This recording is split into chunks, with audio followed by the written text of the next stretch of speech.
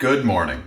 The work done by the force applied in these two examples is exactly the same. However, something is different. Flippin' physics. Bobby, what is the difference between these two examples? I thought you just said they were the same.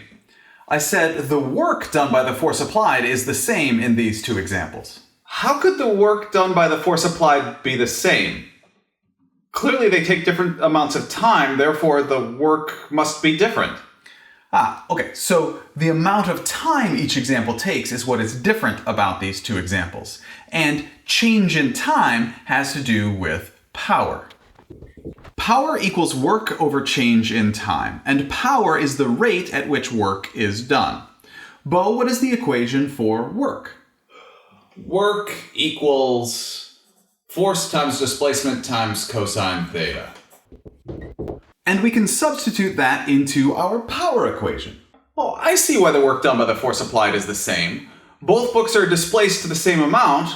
The force applied and the displacement are each upward in both examples, so the cosine of the angle is 0 degrees, and the total displacement of the book is the same in both examples. Therefore, it's the same amount of work done by the force applied. But the book on the left is moving faster, so wouldn't the acceleration be larger for that book? Don't confuse acceleration with velocity. The book on the left is moving faster. However, both books are moving at a constant velocity, and therefore both books have an acceleration in the y direction of 0.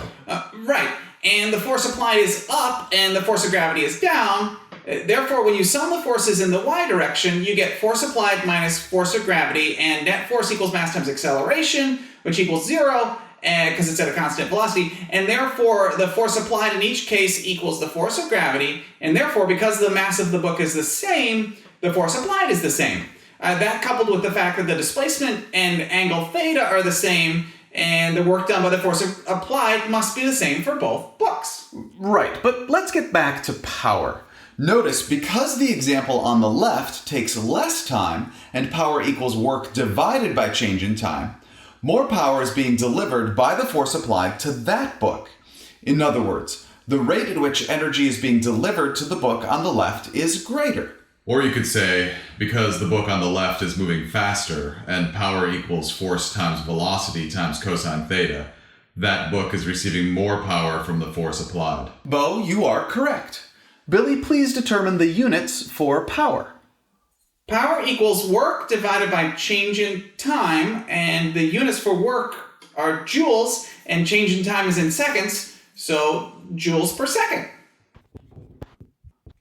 And joules per second have a special name. They are called watts. Mr. P? Yes, Billy? What is the symbol for watts? Yeah, okay, so the symbol for watts is actually a capital W, but because capital W stands for work, I will actually always write out the full word watts, unless it has a prefix like 1,000 watts equals 1 kilowatt, or 1 watt equals 1,000 milliwatts. Okay, let's take a closer look at the equation for power. Bobby, what is displacement over change in time? Displacement over change in time is equal to velocity. Therefore, power is also equal to force times velocity times cosine theta. And notice how similar this is to the work equation. Therefore, please remind me, what do we need to remember about this equation? Well, work is always done by a particular force or the net force.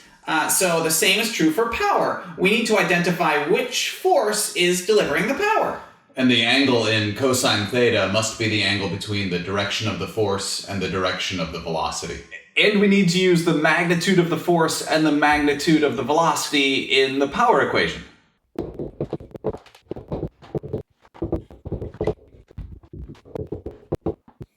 So we know power equals work over change in time, and it also equals force times velocity times cosine theta. One more thing. Work is a scalar and change in time is a scalar, therefore power is also a scalar quantity. I almost forgot. A commonly used dimension for power is horsepower, and there are 746 watts in 1 horsepower. Mr. P? Yes, Billy? the power of one horse being equal to 746 watts seems pretty arbitrary to me. Yeah, it does seem a bit arbitrary. It's a unit of measurement for power left over from the late 1700s when James Watt, who was a Scottish inventor, he I needed... bet his name, watts, is the units for power is where they come from. Yeah, I agree, it is. So he needed a way to compare the steam engines he was selling to the horses his steam engines were going to replace. So he did some measurements with horses pulling a mill, and blammo!